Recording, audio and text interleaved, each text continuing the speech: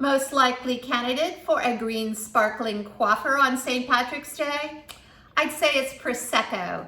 I've got 5 things to share with you about Prosecco that may make you very thirsty right about now. And the first is that Prosecco is made with the Glera grape. Prosecco is an old world wine. It's from Italy. And when we say old world, we mean places that wine has been made for a long time. And Glera has been an ingredient in wine in Italy for a long time. Plini the Elder even mentioned the Glera grape. So the Prosecco that I'm drinking is named for the place, not the grape it's made with. So Prosecco is an appellation that's a guarantee of quality and a guarantee of the place it's from. And we have appellations all over the world. The Glera grape makes up at least 85% of Prosecco. There's a handful of other grapes that can be used, but many Proseccos are 100% Glera.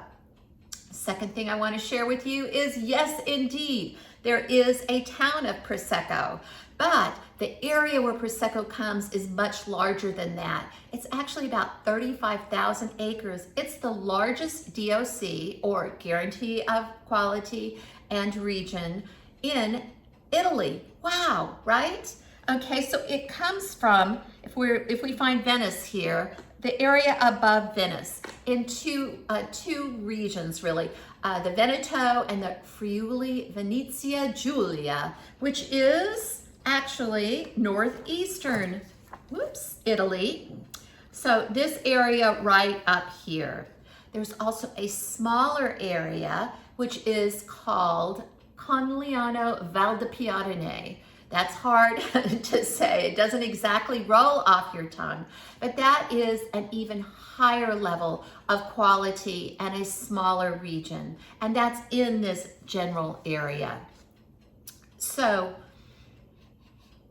smells so good. Can't wait to taste it. There are about 5 levels, or actually 6 levels of sweetness. And from the driest, which is Brut Nature, to the sweetest, which is Dolce. We don't see either Brut Nature or Dolce very often in the United States. What we see are the 4 in the middle, which go from Brut to extra dry to dry, and then demi-sec. This is actually, the one I am drinking today, is actually an extra dry. And extra dry is the level of sweetness that sells the best in the United States. Isn't that interesting? Brut in Italy, which is a little drier, is sold more than the extra dry. We love Prosecco in the United States. In fact, the 3 major wine markets for Prosecco in the world, other than Italy, are Germany, the UK, and the US. So we love Prosecco so much, it outsells champagne 10 to 1. Isn't that incredible? You know, unlike champagne, red and white wines, Prosecco doesn't typically ferment in the bottle, although there are some that do. But we're talking weeknight wine here, people, so it doesn't ferment in the bottle. So here's how Prosecco is made. Still wine is made with that Glera grape that I talked about, mostly. And so that still wine is made. Then it's put in a big tank, or we call it an autoclave in wine words. And that tank gets yeast and sugar. The yeast eats the sugar, the bubbles form, and then it gets put into the bottle. That's called the Charmat or Martinetti method.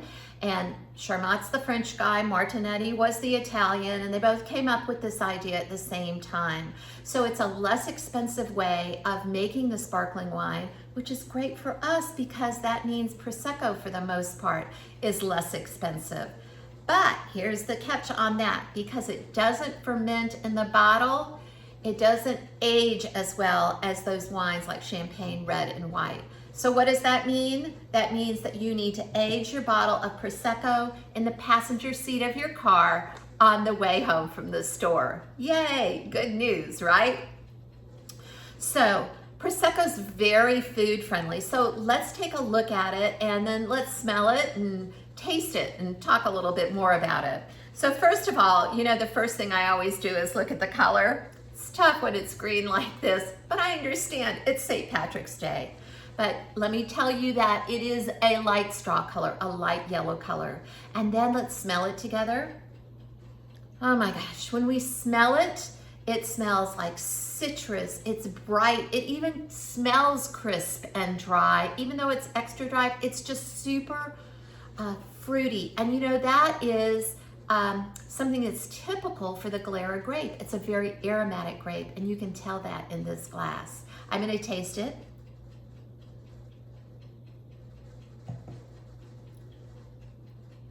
I'm letting it run down at either side of the back of my tongue.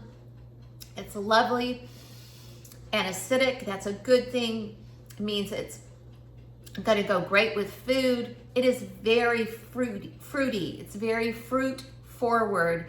So I'm thinking anything with a little bit of zippity-doo-dah, like a little spice. Like I love it with Mexican food, beer or Prosecco, your choice. And I also love it with really flavorful Indian food. It doesn't have to be hot spicy, just flavorful spicy. Serve it up cold. This is a wine you can serve right from your fridge. Serve it up cold and enjoy it. And you can put a little green food coloring in it for St. Patrick's Day. I hope you enjoy Prosecco. I hope you learned something about it. I love weeknight wines. These are wines under $20 that you can enjoy any night of the week.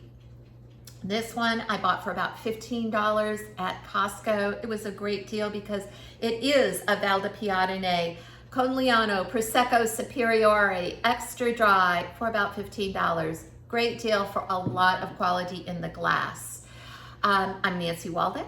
I'm a healthy chef partyologist, and I love sharing weeknight wines with you. You can find me at tasteandsavor.com. Erin go bragh!